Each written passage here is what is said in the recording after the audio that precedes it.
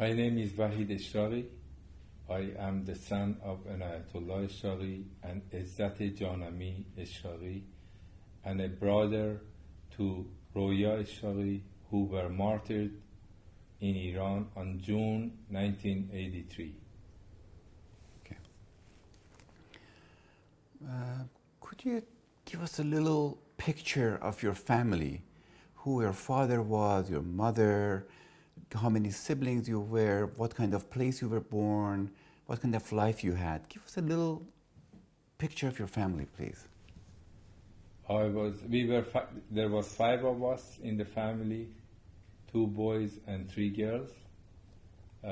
My parents, I would say, they were well ahead of their times insofar as the society by which they grew up.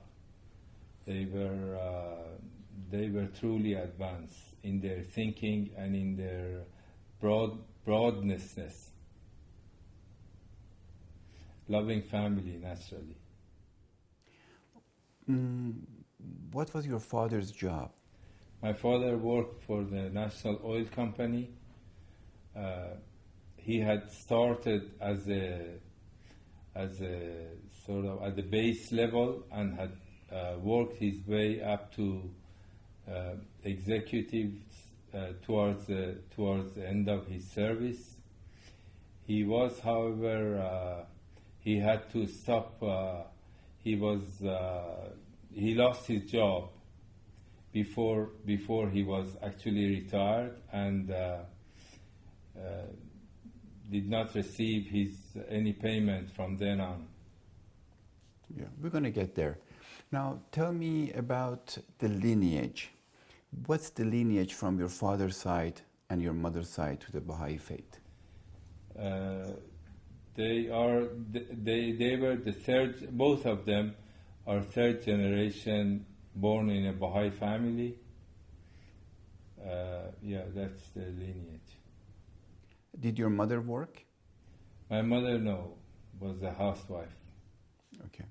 Now, were you born in Shiraz and raised in Shiraz? No, I was born in Isfahan, but raised in Shiraz. Mm-hmm.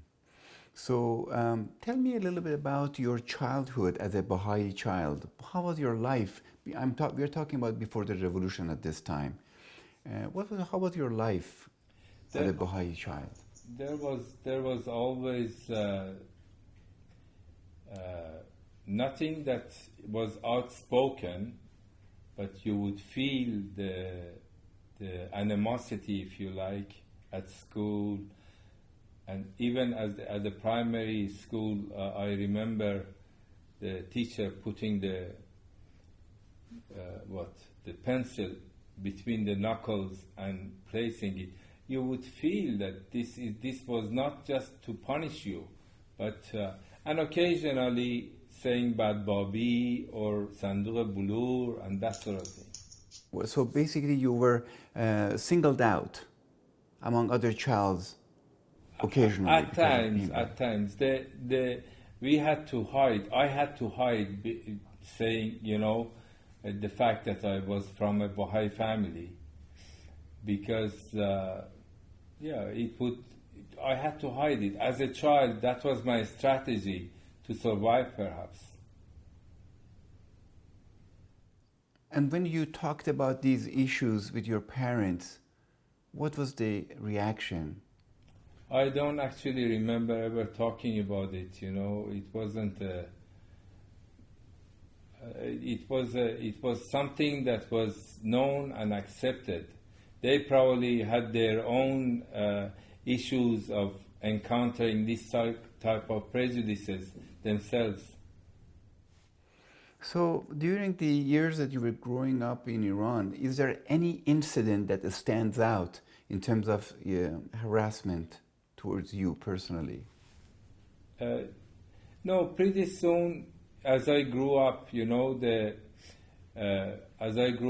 I physically became a bigger person, so kids wouldn't mess around with me, and we had to always be on the defense, so there is nothing an isolated incident that I can remember right now. Mm. How about the family, the father? Did your father ever experience any kind of prejudice, mistreatment, or any of that sort? Again, I do not recall that. Okay. Now, so tell me about the family situation or status about a year before the revolution got finalized. What was, I mean, tell us where you were, where was the other members of the family, how old you were when the revolution, that 1 year before. I had already left Iran, so I was out of Iran. My parents and the two younger sisters were living in Mashhad, which is north of Iran. This is, and it is where that as the revolution was taking place, they were there, and then my father lost his job because of being a member of the Baha'i Faith, and consequently, we had our home in Shiraz. So that's the time they moved back to Shiraz. This is prior to the revolution. Tell me about your father losing a job. Do you know how it happened? And I know little of it, but I know that he was almost ready to be retired because he had served the oil company for around 30 years, and he was out of job and out of pocket and so forth. That's all. Was he able to get his any compensation after he was out of the job for the 30 years of service? Yes, I believe not. They did not share with us the exact situation, financial situation, because as you would know, for Persian parents, it is very hard to ask their children for money. But I know they were having difficult times. How long before revolution did you leave Iran? 6 years. 6 years before revolution you Correct. You left Iran. So at the time of revolution, who was in Iran? My father, my mother, the two sisters, Roya and Rosita. All brothers were out. My other brother and sister were out. That's correct. So, how active your parents and the two sisters were in Iran in terms of the faith? I'm not quite sure, but I believe because the Baha'i institutions in Iran were dismantled, it was illegal to be a member of Baha'i institution by the law of the state. So the Baha'i community appointed a group of people in each city to look after the affairs of the Baha'is in that city. I'm not sure exactly what they are called, but my father was one of those. At this time, after the family moved back to Shiraz, he was one of those, and my sister Roya, who was a student at a veterinary school in Shiraz, also was involved in some, perhaps children classes or moral classes or other Baha'i activities. When you left Iran, which country did you go to? I went to the Philippines. Mm-hmm. So how long were you in Philippines? 5 years. 5 years. Okay, and now the time that the revolution was happening, the year before, people coming out, demonstrations and everything, what was the conversation? Your brothers were there too with you? Your brother?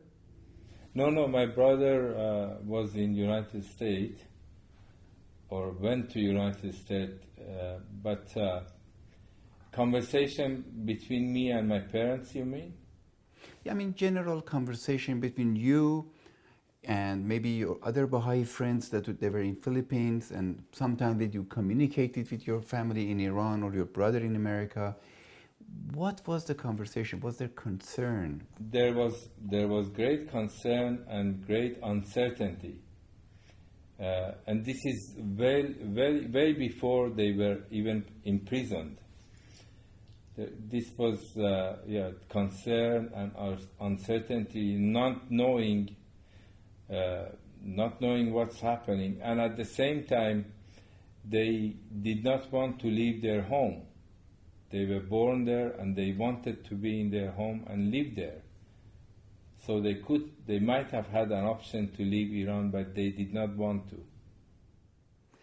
Did you have that kind of conversation with your family in Iran? Did you offer them, did you advise them to leave? No, I didn't, because at the time, I was sort of stateless myself, so I didn't push the issue. But they knew that. Say again? They knew that. But you definitely were concerned. Sure. Yeah. So, revolution happened. And what was the first news or incident that you were confirmed in your mind that this new government is not going to be good for the Baha'i community? Do you remember that? No. No. Oh, yeah, perhaps, the execution of some of the prominent members of the Baha'i Faith, or of course disappearance of the members of the National Spiritual Assembly of Baha'is of Iran on 2 occasions, on two lots, I mean. And all this was an indication that worse times are coming. And again, after hearing these news, when you called Iran or your brother in the States, what was the conversation? Same thing. It was uncertain. We give each other encouragement, or we were trying to stay positive and look at the bright side, and good things are coming and so forth. But the reality was not quite the same. But, I mean, deep inside, were you concerned for your parents? Not really. They were okay. Even after the time that they were arrested, it was I personally did not ever imagine that they will not come out of it. Who gave you the news of their arrest? And tell me about the arrest generally. Who was arrested first? What happened? Tell me what the story was. Okay, in November 1981, this is the first time all 4 of them were arrested, plus 2 guests that we had in the house. But shortly after, in 2 days' time, they were released. Who were the 4 people? My father, mother, Roya, and Rosita. Okay? How old were the sisters? Give me their ages at that time. At that time, Rosie would have been 15. Roya would have been 18. Mother, father? Mother 45, father 58. I'm not quite sure. I have to calculate that. Or thereabout, 60 perhaps.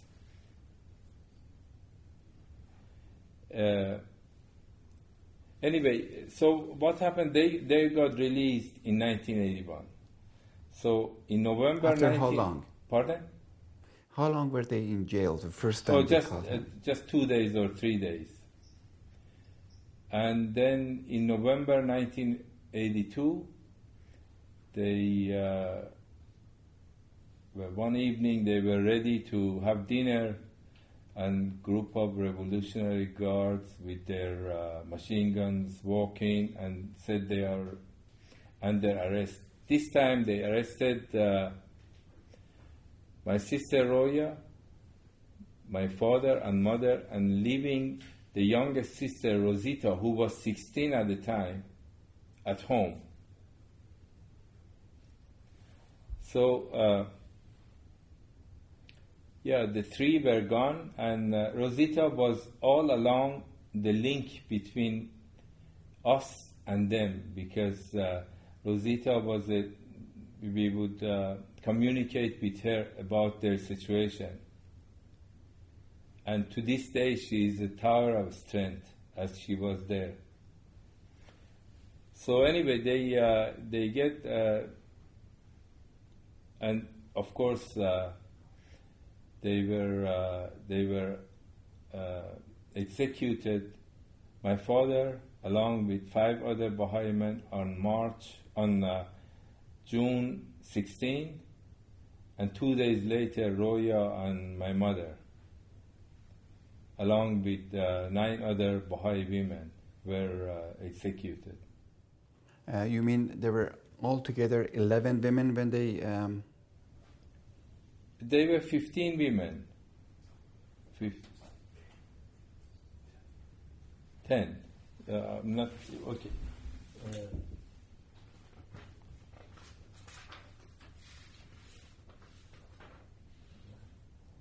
12 women altogether. Do you have their names? Yes. I have their pictures too. You want to see that? Yeah. Do you want me to read the names?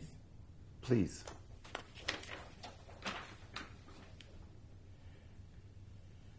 بهرام افنان، عبدالحسین آزادی، کوروش حقبین، عنایت الله اشراقی، جمشید سیاوشی، بهرام یلدایی.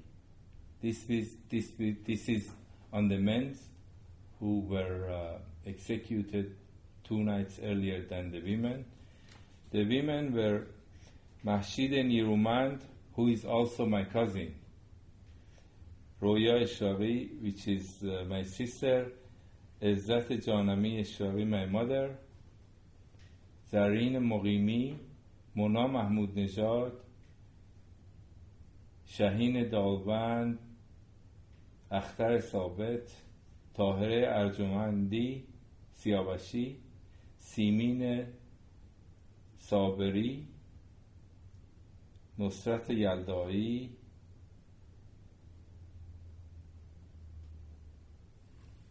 Ahmad Ali Sarvestani, Sohail Hushmand. They were hanged. All of them? Yes. Now, how long were they in prison before this happened? They were imprisoned about 7 months, during which time, on 4 occasions, they were basically asked to recount their fate and go free. On the 4th occasion, and each time remember that when they are taken out of the cell to wherever the meeting place was with the alleged judge, they were blindfolded and given a piece of newspaper because they did not want to touch the hands of the Baha'is, as the Baha'is are untouchables. So they give this piece of newspaper for them, and they have to hold it one after the other. All the Baha'i prisoners who are blindfolded each of them had to hand in hand with each other, but the first one was holding this piece of newspaper, and they would take them to the supposed courthouse or to the wherever they go in front of the mullah, and on the way, of course, all sorts of this is the people that have come out. They have told us. We know that all sorts of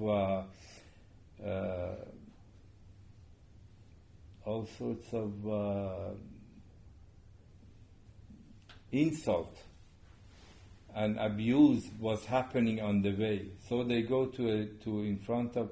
I know that on one occasion, maybe this is what I need to say.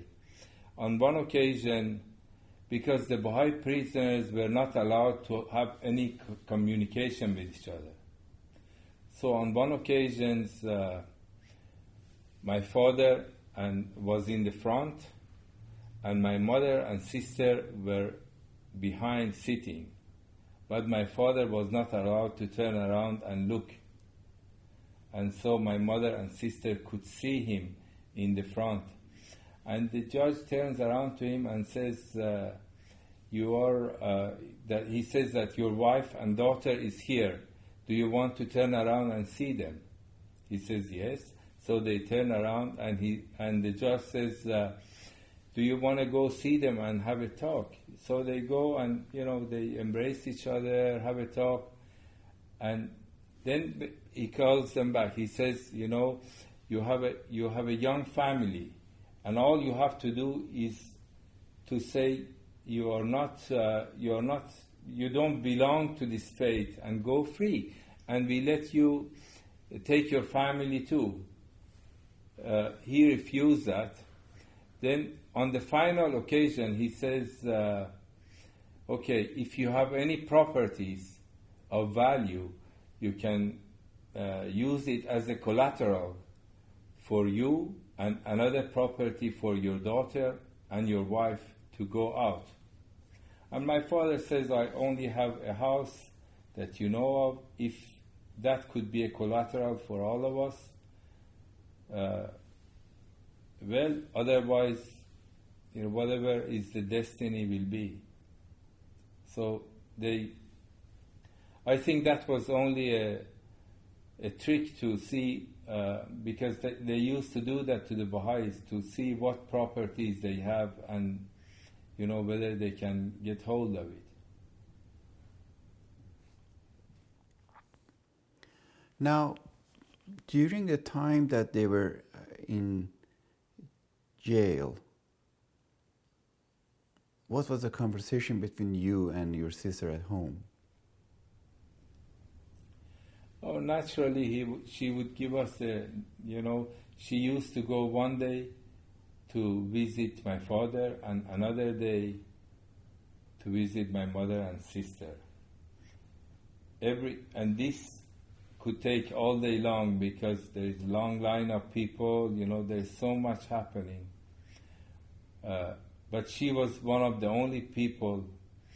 My parents, I have seen their imprisonment card, and only their children were allowed to visit them. So she was the only one of us that was in Iran and could see them. She would give us the news of how they are, nothing, because everything was controlled. Their communication inside the prison was not face to face. It was through, some kind of phone system. At the time where your parents were in jail and you were talking to your sister in Iran, did you ever anticipate this outcome? No, never. So all the time that they were there, you were hopeful that they will come out?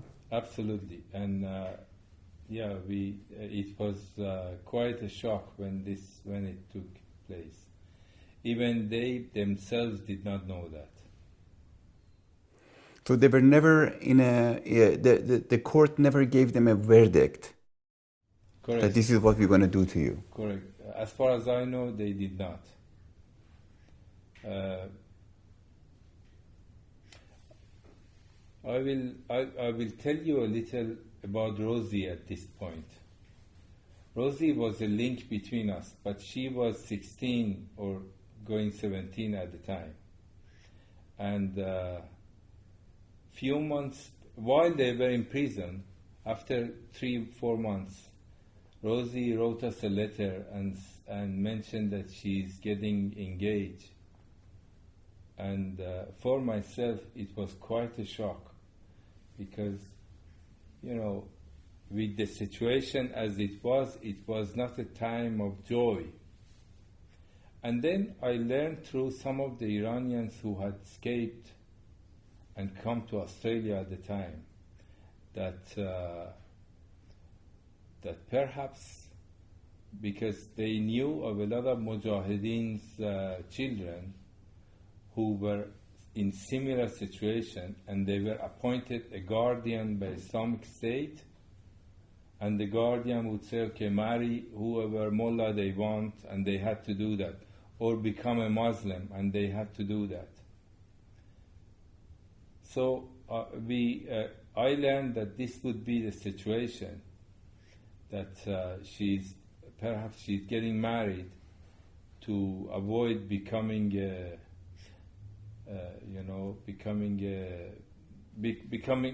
so that no guardian will be appointed for her. Anyway, but at knowing that she was, when she told us first that she's getting engaged, was very upsetting. However, what had happened is that she had gone to my father and mother, and in one of the visits she had said, yes, I'm going to get married with such and such, or get engaged. And on the day that the engagement was, my father had said to her that, go have a good time and we will be there in spirit. So from what I learned, the time that she was having an engagement party is the time that they were going to the executioner. And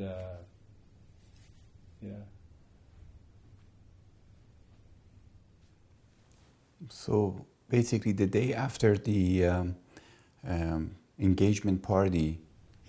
The day after engagement party, she goes to visit in the morning. It was the time to visit my father.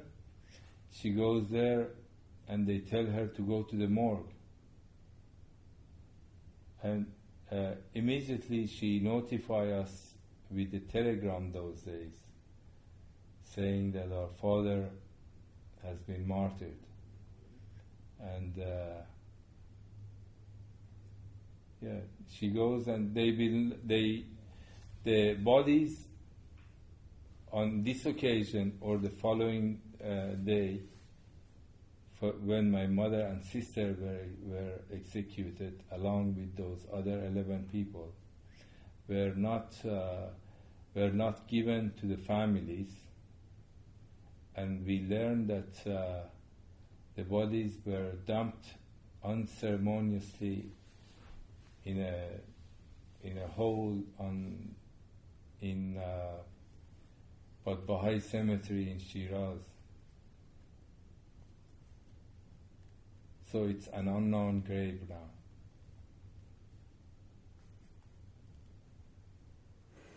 Now, first the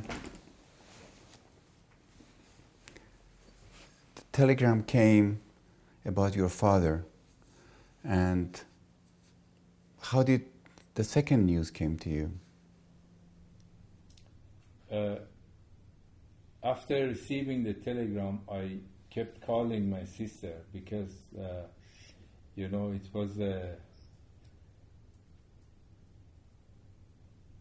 was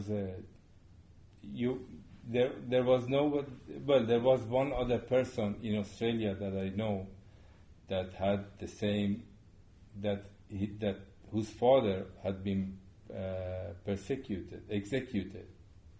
So first I called this gentleman. His name is Bijan Wahdat, and Bijan was a source of calm and so forth. But I used to call Rosie, and she was so Rosie goes the following day and see my mother and sister and give them the news that our father is executed. And my mother would tell her that we probably will have the same destiny. That is as far as it goes. But on that same last visit, Rosita notices that, they almost appear to be in a different place. They are not here. So we can make of it whatever we want. But that is her experience. So anyway, the following day she goes there. When she goes back next time to visit, which is in 2 days' time, she is told that they were executed the night before. She goes to the morgue again and, kisses their remains and what have you, and that is the last time she sees them. So your sister gets to see the body of your mother and your sister? Correct. Yes, she does. And how did she tell you about this incident? With pain. Not a thing you want to. Well, she didn't tell us then. It was perhaps 17 years later where we met that we found out, because all along, or she wrote to us, but in person it was many years later that she told us a lot of things that we didn't know. Mm-hmm. How did this news of this tragedy that is unthinkable for anybody who has not been through this affected your life? Truth?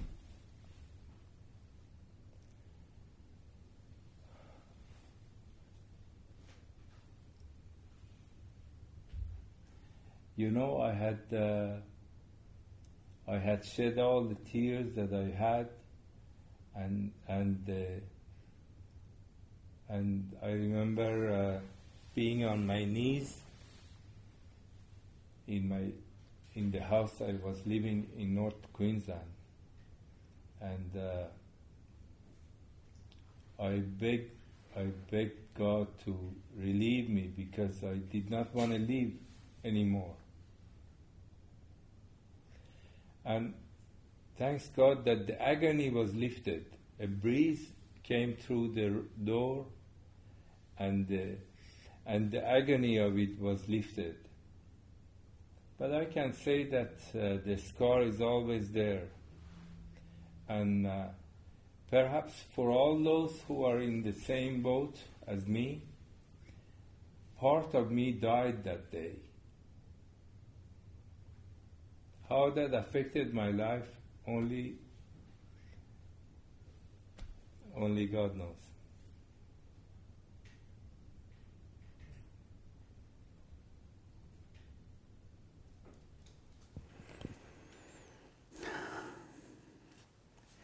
I want you to tell me about the first time you saw your sister when she came from Iran to visit you.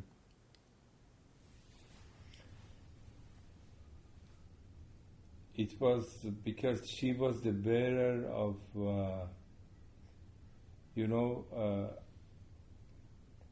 the youngest sister, and she was a link between us because we were not there. My other sister was in Africa, and Saeed was in the United States.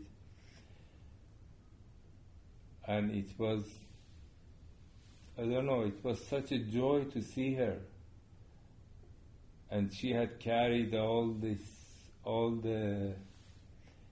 she had carried the pain with her all these years, and finally, at least she could share it with her brothers and sister.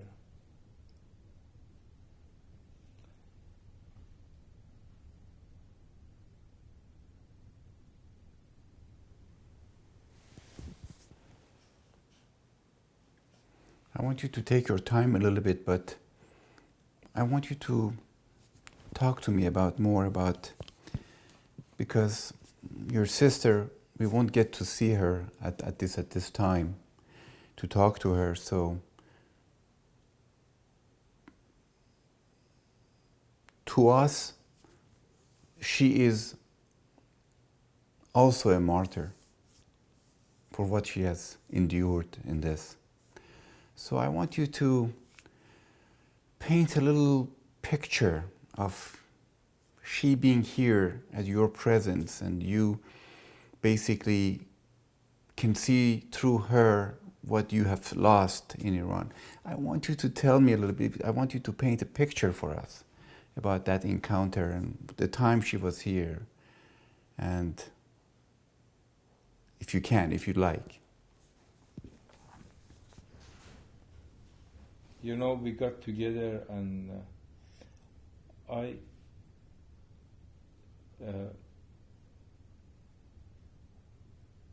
sorry, can we wait for a minute?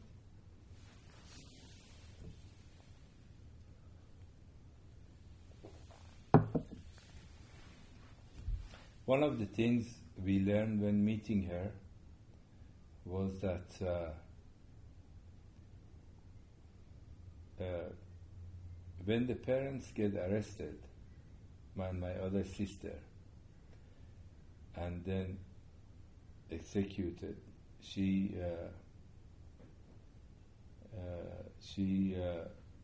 always had this.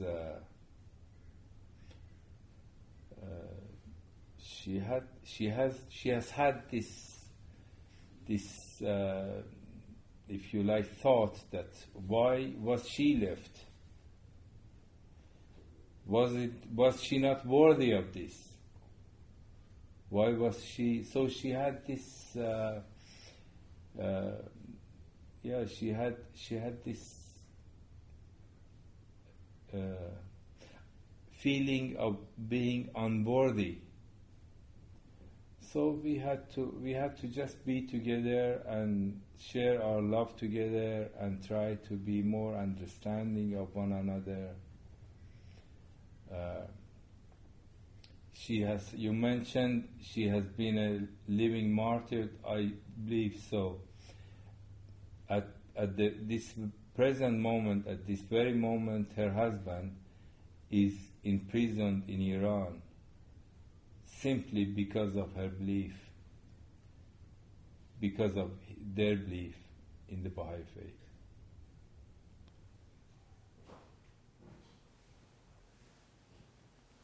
Are you angry? No.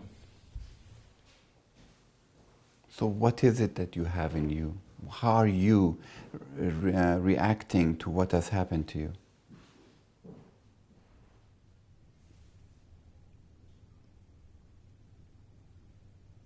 I actually, throughout the time, I've never been angry.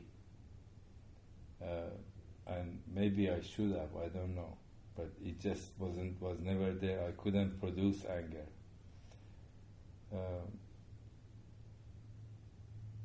It was just the lower nature of man at play, and although this is a unique situation, but it's not a unique situation. You know, we are part of a human race that has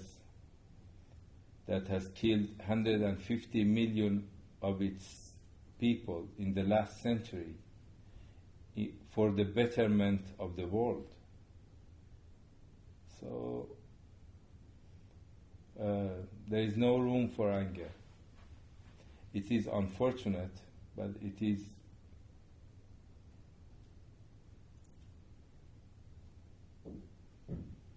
I don't know. Is that okay? Is that?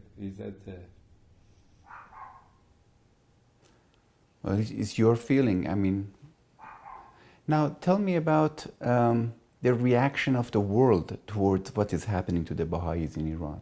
How do you feel about that? The silence and inaction. Please lay back. Yeah.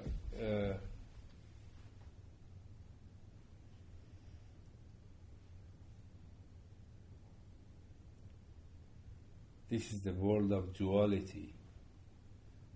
There is never gonna be perfect. And the moment we were born here, it was the pamun bassan.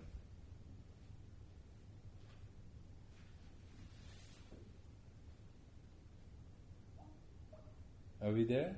Okay.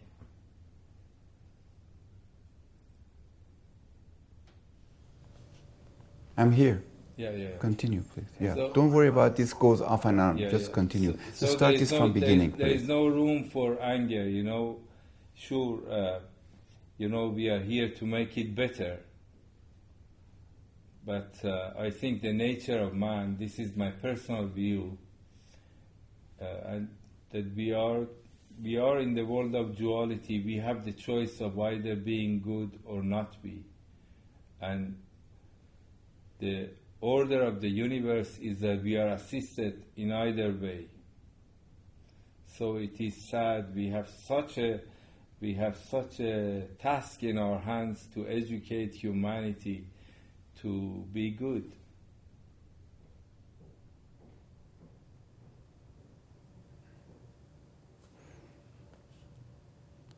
I want to know your reaction to the world that is being so silent towards all all that the Baha'i community has endured for the last 35 years.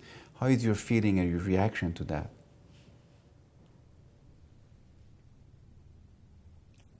It's unfortunate. That's all.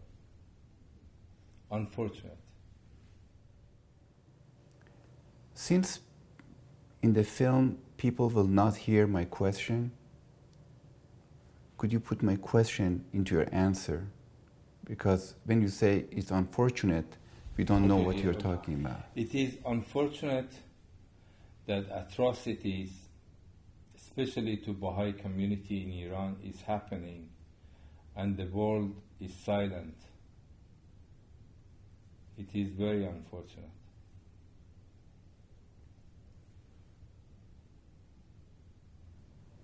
The government,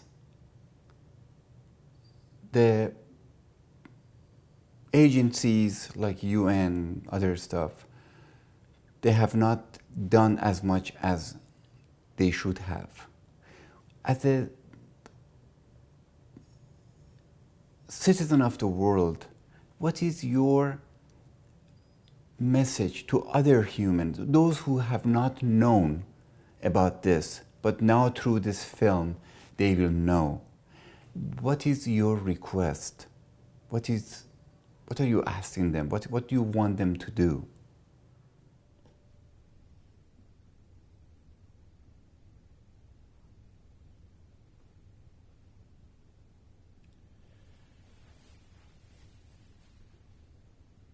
To stay connected to the spiritual world, so we can always do good to ourselves, to others, and to humanity.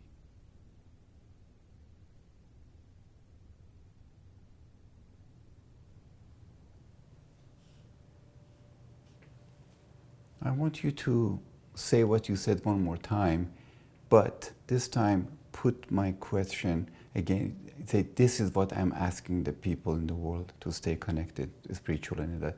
Put that into, please, that one more time.